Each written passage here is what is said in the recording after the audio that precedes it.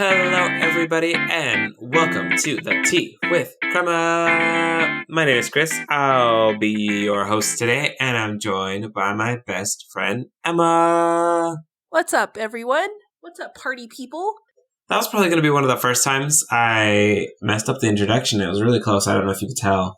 I did not catch it, so... There was half a moment where I was like, I'm going to be here, but I don't know what I'm going to do here. I was like, I don't know who I am. Who am I? What am I? What an existential crisis. But you know what? That really lends itself into today's topic, which is... Brought to you by... journaling! If you're ever wondering, how can I think about myself and really reflect on who am I as a person? Where am I going? How am I feeling? Journaling. Or at least that's the theory. We're going to find out today just because that's something that I've considered pursuing in the year 2024. But I did it because I don't know how to do it. And the only attempts that I've had in the past are not good. So we'll kind of cover, actually, I guess that's not 100% true. But anyways, we'll cover my history with journaling, Emma's history with journaling, and if this is actually something that I'm going to pursue, or if it was just one of those wild ideas that I had one time that was cute for the moment and not really practical. So before we begin, Emma, what tea did you bring to today? Today I brought a Lupicia ginger tea. So it's an orange and ginger tea. Yeah, I'm definitely going to say that it's my sense of taste because I can't taste anything and it's not tasting like tea. So similar to the last time where I did actually taste it after it got down to the bottom part. So I'm hoping that happens again right now. But yeah, sense of taste and smell still not fully back yet. So there's that. What are you drinking today? Today I have a Dreamland tea by Conjure Tea. And I might have set myself up for failure today because why am I drinking a sleepy tea? Going into an episode. Kris is going to be asleep by the end of the episode and you'll just hear me close it out, laugh with myself, and have the whole thing and end the episode. So it'll also tell you if I'm boring or not while we're doing this episode if Kris falls asleep. This is definitely one of those sleep teas that it's a very similar ingredient. If you've ever seen one sleep tea, you've probably seen them all. Lavender, vanilla, chamomile, cornflower, valerian root. Most of those I've all seen. The only one that I think is unique to this one is cornflower. I was about to say. But valerian root, chamomile, vanilla, lavender, those are all common sleep flavors. So I wonder if the cornflower... No, this is just a wondering. I'm wondering if it's because it kind of... To me, cornflower makes things thick, right? So it's when a baby is being fussy, you give them oatmeal because, it makes them full. So I wonder if that's part of it. Yeah, interesting. All right. So the purpose of today's episode is because I've been playing around with the idea of journaling since around December or so of 2023.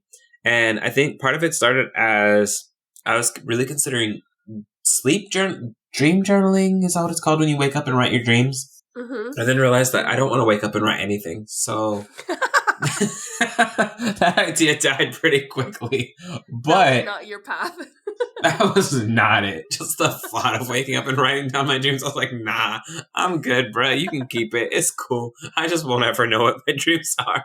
But hilarious. I did consider, okay, what are some other forms of journaling? Just because I think in no small part, I kind of miss writing, both creatively and for a purpose. In college, you used to have to write all the time, write papers, write all sorts of responses and things of that nature. I know at one point we were even writing journals, almost journal entries for our experiences teaching. So, I kind of miss having those reflective moments. And I think I just was wanting to try something else that was a little bit reflective. Meditating is cool and all, but I haven't been doing it as much just because, sometimes you just get bored with doing stuff and you're just like, okay, thanks. Next. So journaling was something that I was considering because I know typically you kind of said good things about journaling. Yeah. Historically, I have not said good things about journaling. In fact, the last time I had a physical journal, I thought someone was going to read it. So I lit it on fire so that no one would ever read it, including future me. So I don't know anything about past me because past me burnt pastor me's everything. So I don't really have much in the way of experience of journaling. I did have a blog for the first year of teaching, which was... I loved it. That was so fun. An adventure. It was so cute. It was fun. It really was fun. And I think in hindsight, whatever, it doesn't matter. The point is, I did a journal. It was cool. it's still there if you really want to read it. krisintheclassroom.blogspot. If you want to check it out and see if it still exists, let me know. I didn't delete it, so... Was the classroom with a K too? No, right? It was still... Nah, it was with a C. I don't like misspelling things wrong. It's very I think that was stressful. one of our conversations too. I was like, oh my god, you should make it with a K. And you're like, that's stupid. And I was like, okay, well, whatever. That's my last experience, I would say. Actively. Yeah, with actually doing anything even similar to journaling. Now, granted, that was online, so it wasn't really... I guess it wasn't not journaling. It was also about a very specific topic. Right. And so, it is what it is. It happened. I have mostly no regrets about it. And so now I'm just kind of like exploring. I don't think this journaling that I'm looking for would be a public blog type journal. Mm-hmm. So I'm just seeing the main purpose would be to kind of start with exploring your experiences with journaling. And that'll probably jog my memory with some journaling techniques that I have tried since blogging or no longer blogging. And then we'll kind of see if like any of these open doorways into some future projects for me to work at. I love it. So I'll start with some journaling that I have tried. Yes. How about we start from there? You're going to see how much of like I went through some journeys getting to where I currently am now and finding what works for me. So yeah, let's start with what have you done to journal? Or like what have you used? Maybe that's the better question. So I used a feelings journal, which was just like a book of word feelings, and you were supposed to pick words that matched what you were feeling for that day. Then I was like, well, this is stupid. What if I'm feeling frustrated twice, but I've already used the frustrated page? Oh. Looking at you specifically, frustrated. And then there were some words that I was like, I don't even know what this word means, and I don't think I've ever felt this way in my life. So it just very quickly, after like 2 or 3 entries, I was like, no, this is not my favorite experience. I didn't really like it at all. And so I stopped with the feelings journal. And then I've tried gratitude journaling. It was so annoying. I was just like, 3 things I'm thankful for. Breathing. Just like, I can't. This is dumb. Like, it's not for me. It wasn't in the, maybe I just wasn't in the right headspace. But like, after like 4 days in a row of writing like dumb stuff, I was like, nah, I'm not good at this. We can do something else. I think I got got a cute little gratitude journal from Michael's and did like 4 entries on it and was like, this is stupid. And didn't do it anymore. Things I'm not grateful for, wasting money on things I will not use. It's literally like, today I'm grateful for, today I feel, what I'm loving at this moment, final thoughts, what could have been better, best part of my day. I think what I really didn't like about this is that I didn't really feel like it let me be authentic. Like, it's just always, I get positive framing, but I'm also someone who likes to feel and express my negativity because then I don't linger on it. And that journal just felt like it was like trying to make everything super positive all the time. It was really frustrating. Toxic positivity, some may say. And then the other one that I tried, I felt really bad for this one because I think this journal is a gift and I think that they are expensive, but it's a passion planner. You mean the gift from me? Yeah, I tried really hard because I know it was expensive. You know what? That's okay. Like, I'm glad that you tried it, because I will say that one thing about you, though, you try it, and then you realize, like, okay, I hate this. Like, this is not for me. So I think, like, what's going to be really interesting as we go through this conversation that we're about to have is that, like, that's the whole point, is figuring out what works best for you. So what didn't you like about the Passion Planner? It was too much. It was on the other side of... I think the feelings journal was not enough. Like, it was just like, one feeling, go. And I'm like, that's weird. And then, because I did like the roadmap that you're supposed to do at the beginning of the Passion Planner. I did I kept up with the first few months and then tried to do like the reflections and everything. But I think I just got overwhelmed, probably would be the best way to explain what happened with the Passion Planner, because it's a lot of pages. It was almost too much. Yeah, and I was just like, it was overwhelming. And then I can't remember the exact year that I was trying it out, but I think it was also when I was transitioning, learn new role and responsibilities. I really think that I was switching jobs and I was trying, like, it just felt like it was one of those, like, it was too many new things all at once. Right. And I couldn't quite figure out, like, am I tracking stuff on paper? Am I tracking stuff on the computer? Like, what is my tracking system? And like, how do I make all the things talk to each other? And so I think for the passion planner, it was trying to do too many things at once. Right. It was trying to be a journal and also a planner. And I felt overwhelmed and couldn't keep up with it. And so for me, the passion planner wasn't very good. The gratitude journal was false positivity. The feelings journal just wasn't enough structure. And then I recently I was doing like a little fitness journal, just like writing random like fitness milestones that I was accomplishing. And I was like, this is cute. And then I stopped doing that after like 2 months because it just was about fitness. And I was like, okay, thanks. Yeah. And you could also be someone that just like maybe in that moment, like it doesn't also have to look like, you know, a physical journal. It could be something that's in your notes app. It could be elsewhere, you know, like somewhere that's just like encrypted enough just for you. I think that's probably where we'll figure out what fits best. Because I think I can feel pretty similar in the way that like I've gone through many different types of journaling as well. And like the hardest part for me was always finding what worked for me, right? So I remember, and I think a lot of the time, especially with journaling, and again, I don't know if it's a Mormon thing, it might be a Mormon thing, low-key, but Mormon people love having archives of their lives and like generational archives of their lives.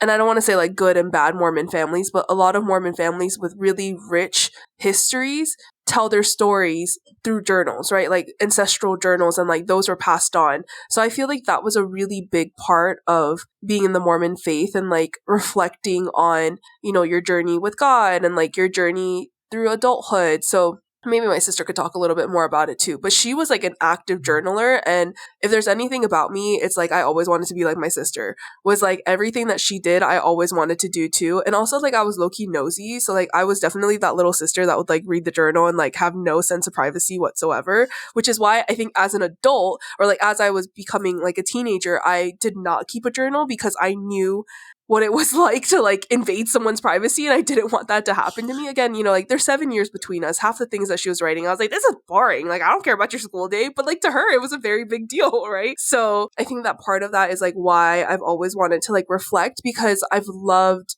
being able to read like when people talk about like their ancestors and like their, you know, like, oh, you know, like this was like such a struggle for them. And like, I think it just like, I think that's one of like a cool thing to pass on too, is like thinking about, you know, when you have kids and like things that were like cool, like not cool, but like things that were happening at that time and like being really honest in those feelings.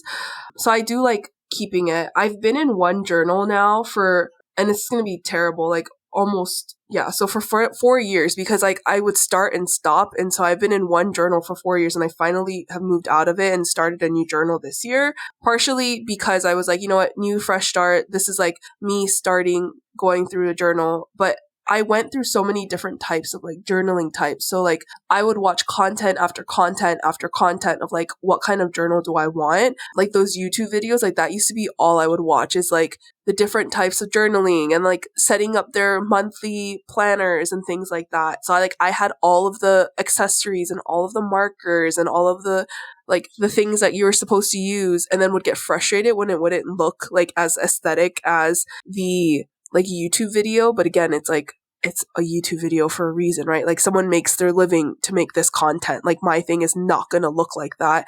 And it wasn't until probably maybe a year or two ago that I just realized, like, I think actually like I'm more of a minimalist planner. Like, and that's just like what works for me. And I think Kid has also talked about her Hobonichi as well. So there's this thing called Hobonichi Techo. It's a planner notebook. So this is one that people kind of use for both planning and being a journal. And it's supposed to be kind of just like versatile, and it's supposed to let you choose, like it's supposed to like let you choose your own adventure. So you use it however you feel. The one thing that I didn't really like about a Hobonichi is that the paper is really thin, and it was super expensive to ship it from Japan to the US, because I think Japan is the only place that manufactures it. And it's super thick because it's a daily thing. So I think you need like 2 or 3 volumes per year to make for the full year. So that was a no for me. And also it was just like, it was volumes, right, because it's daily. So it's like, you know, 365 days in one book. So that was like I was not about that life. I really liked watching the content on it, but after I moved to Japan, I was like, oh, let me like try and get into the Hobonichi life. And when I saw one in person, I was like, no, I'm still not about that life. Like maybe one day, but not today. So then an alternative to the Hobonichi was the Midori travel journals, which I think it's been around for a while, and it's just a travel journal. The main components of it is like an outside cover, and it's normally like a leather cover, and it has an elastic on it, and on the inside you insert different books into it. So like these different books have different purposes. So some of them are like solely for your photos, some of them are just like solely to write in, some of them are just like made out of sticker paper, so you're able to like stick your stickers into it and then also take it off. Like it's an adhesive paper. It's interesting, but they have these like different types of inserts into them. So then I got into that, but at that time in Texas, it was just starting to become popular. So Michael's was just starting to like have the inserts and everything like that. I think now they probably have a better collection. So like that was really difficult to find. So I was like, you know what? That's not going to work for me. Then I heard about passion planners from Now because someone in her grad school class had bought, I think they like got like a wholesale deal. So all of them ended up getting one in her final year of grad school. So I was like, let me try that one out. And that was really good as like a work planner, but I wanted something that I could reflect in day after day, which is then, eventually we're going to get there, where I got to bullet journaling. And that's like kind of where I've left and like lived and left and, you know, kind of been playing around with a lot is like through bullet journaling. So that's kind of where we're at now, but I would not even consider myself like a true bullet journaler more than I would consider myself. Like, I think I've gotten back to my roots of just journaling, just talking about my day, just reflecting on everything that's happened. I think bullet journaling is a great tool. It's very aesthetic. Again, like they have different trackers in there, which I really enjoy. It's like, I used to be about that tracker life. Like I would track my feelings. I would track my water intake. I would track my sleep intake. And that data is really cool, but you have to stick with it every day, which I think is something that was not feasible for me. So after I said all of that, what do you write about now? Now, like, I think when I am writing, and again, it's not happening every day. When I am writing, it's mostly like just to reflect on the day. Cause I think because my day happens so quickly, I don't even get the time to like in the moment just like feel the feelings. And I think there's been a lot of big feelings that I've been having. I also just started therapy. So, you know, that's like me doing my thing. So, you know, there's been some like prompts that my like therapist has told me, like, you know, I think at the end of the day, you really need to think about this. And like, you know, this is your homework for the week, because she knows I love homework. So she'll give me like pieces of advice that I need to think about for the week, and kind of just like, that's what's been grounding a lot of my reflections, is like, because I know going into my next session, that will be a question of like, okay, so like, what did you work on this week? So that's been helpful as well. Some of those questions have been like based around, I'm about to give y'all some free therapy for a second. There was like a moment where she was like, I think that you're putting a lot of emotion into things that are like out of your control, and like what is in your control and what is not in your control. So she like had me like journal like, what are things that are actually in my control versus what are things that are not in my control, and like, am I able to see the difference between the two? And at the beginning, like I definitely wasn't. I was like, all of this is in my control. She's like, actually, like half the things you wrote down are not in your control. And then it was like, okay, so like, what do you need to be happy? So like every day she wanted me to journal down like something that I did to like make myself personally happy, and like that had nothing to do with work. So like that was a big one for me, because your girl realized that there's a lot of things that I do that are actually not making me happy. And then my last one was just basically on, this one was more on a workspace though. Like I learned more about like I think it's called the Eisenhower priority list. I don't know if you've ever heard it. Like the quadrants, basically it's like important and urgent goes in one corner, urgent and not important in another corner, not urgent, not important in another quadrant, and then not urgent but important in the other quadrant. And so it's basically like prioritizing as things are popping up through the day, putting them in the correct quadrant, because not everything can take up all of your energy every single second of the day, which is like a lesson that I've been learning a lot throughout this year, of like, just because it's a fire doesn't mean the fire needs to be put out now. I've never heard it called that, and I've seen it. I think people do it differently. Yes, the Eisenhower matrix, the Eisenhower task matrix. And I think people's verbiage depending on the context. And so now that I'm seeing some of these versions, I'm like, oh, I have seen some of these for sure. in terms of, yes, important versus non-important, urgent versus non-urgent, and then the different verbs that people have that go with it kind of thing.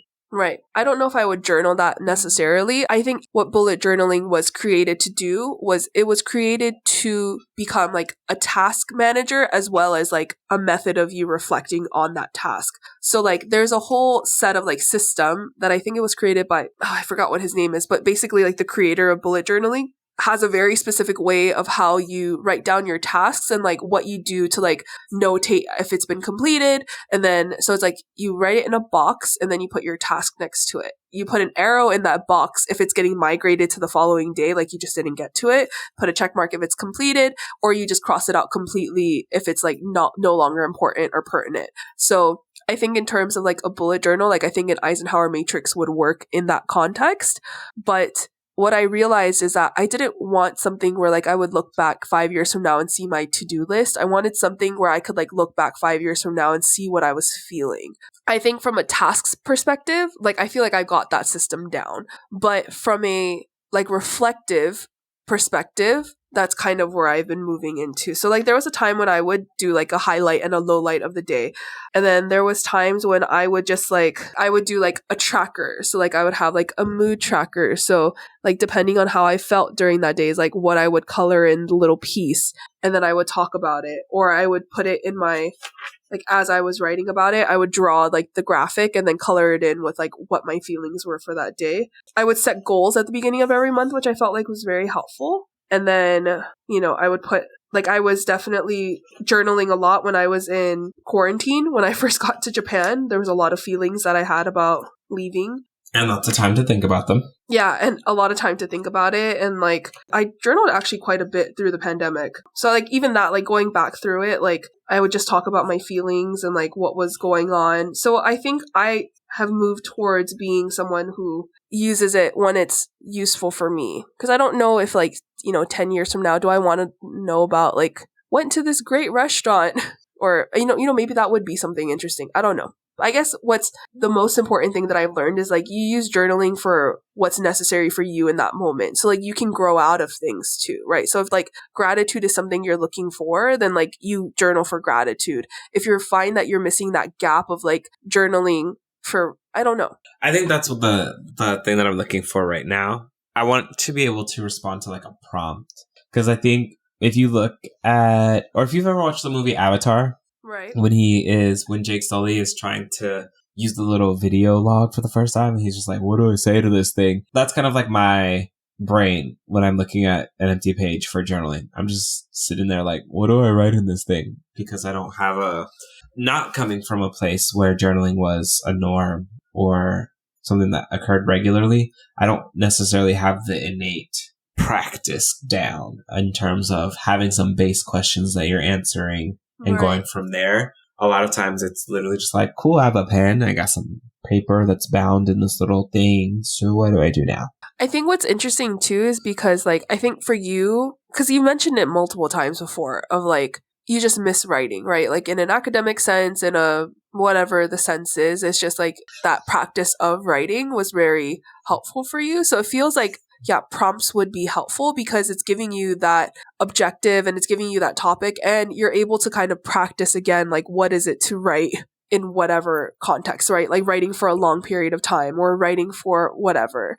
So I think that that would be really interesting for you to continue practicing is kind of like those prompts. Almost like creative writing prompts, but like not like fiction. I don't like writing fiction. But just like questions, right? Like questions that are deep enough to like have to respond in a couple of paragraphs or whatnot. Mm-hmm. Some cute, thoughtful questions. So like 5 minutes. That's what I'm going to be trying to find. Almost like a little 5-minute prompt. Like just writing for 5 minutes. Not necessarily again, I think the more you practice with something, the better you get at certain things anyway. So I think not necessarily writing for good grammar or word choice or things of that nature, and not even really having other people read it for at all, but to just get into it. So yeah, I think right now it's just a matter of like finding a size journal that kind of represents what I would want, like how much I would want to write in that time period, and then finding consistent prompts. Oh man, and then you got to find like paper weight.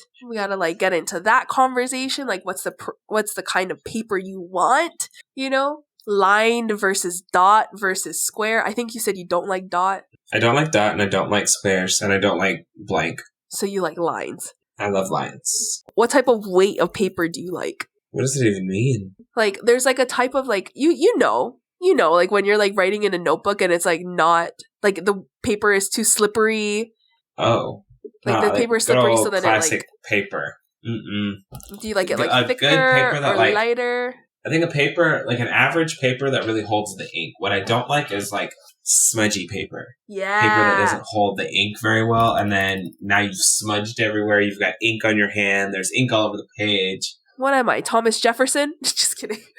What in the inkwell is this? Oh, so do you like the tool paper? Like that weight of paper?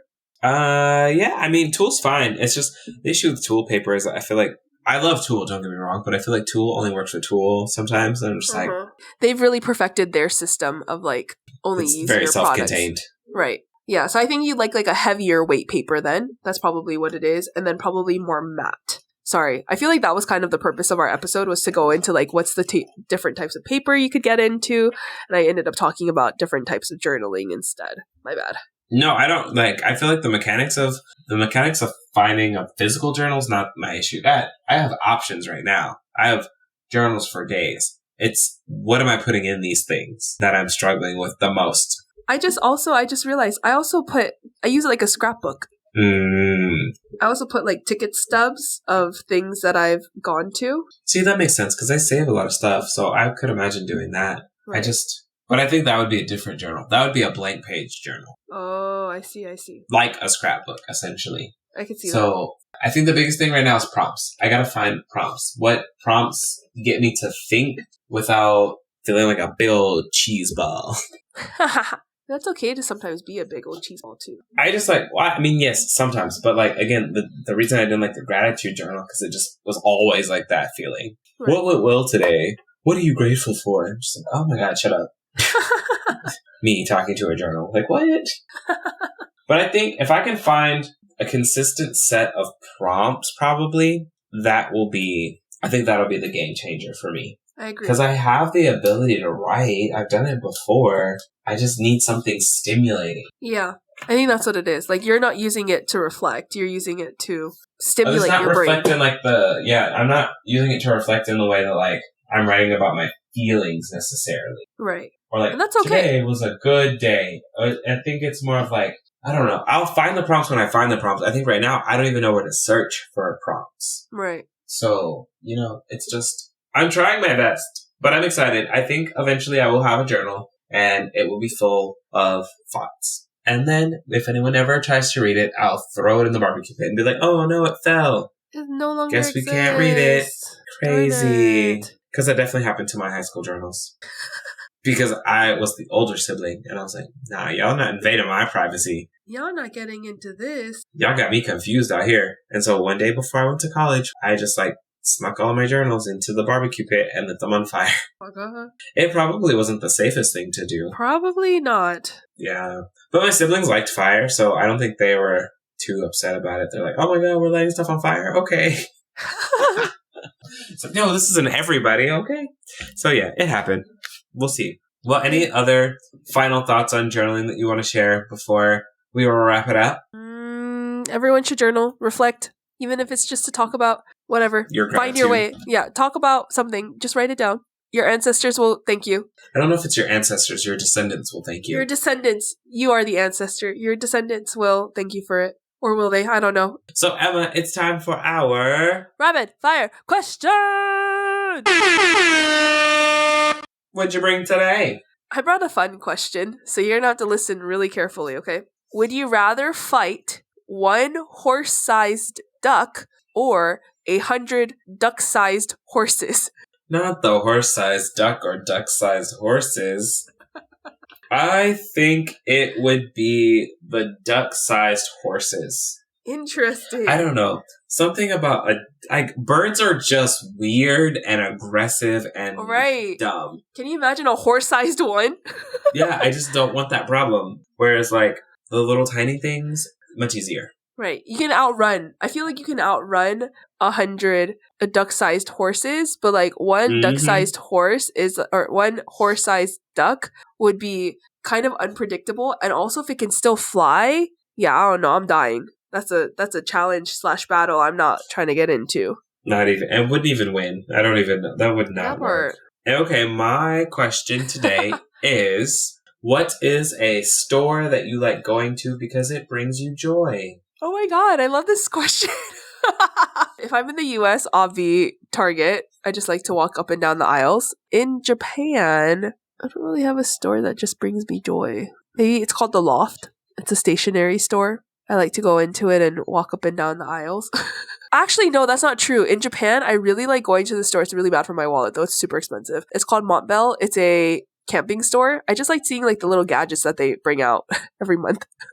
And I'm a member. It's like, you've really gotten into this outdoor thing. I really have. It's a problem. What about you? What's a store that brings you joy? A store that brings me joy is obviously HEB, Ride or Die. Ride or die. I will make a trip out to go to an HEB. And then they're opening one in North Fort Worth that's going to be closer, easier to access one. So I am very excited. I was a little sad because, it was a little like touch or go there for a minute. It was a very much like will they, won't they kind of relationship. And I was very stressed. But I feel pretty confident that it's a will they moment now. Yay! And they are. So I'm very excited. But I would say, yeah, definitely HEB. It just never misses. I can't. Never. It just doesn't. It just doesn't. Like, it's Texas owned. I like that they highlight Texas products as well. I think that's like such a cool thing as a branch that they kind of like, obviously they have like all the regular things, but they really do highlight that Texas grown, suppliers and really help some mom and pop businesses like glow up for sure. So definitely it's HEB. Even the stores themselves are like super localized for the community that shops there. And so you can't find every product at every HEB. Yeah. That's not how they function. They serve the community that they're in. So they bring them those most popular items. So it's always HEB. Like it literally never misses. There have definitely been times where I've gone into Target and left kind of like, meh, it's okay. I've never like left an HEB and been like, meh, okay. Right. Every time I'm just like, oh, I got some chips. I got a drink. I got chips that look like Texas. Got some stars. I just like all the time. It's always that way for Texas. So that's my store.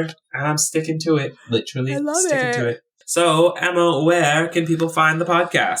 You can find the podcast on Instagram and Facebook at The Tea with Crema. If you'd like to buy us some tea, because Sips By just stopped doing their tea subscription boxes, so if you'd like to buy us a cup of tea, you can also Venmo us at The Tea with Crema. If you'd like to catch up on any of our past episodes, you can also stream it on your favorite streaming platforms. We hope to see you next time. Bye!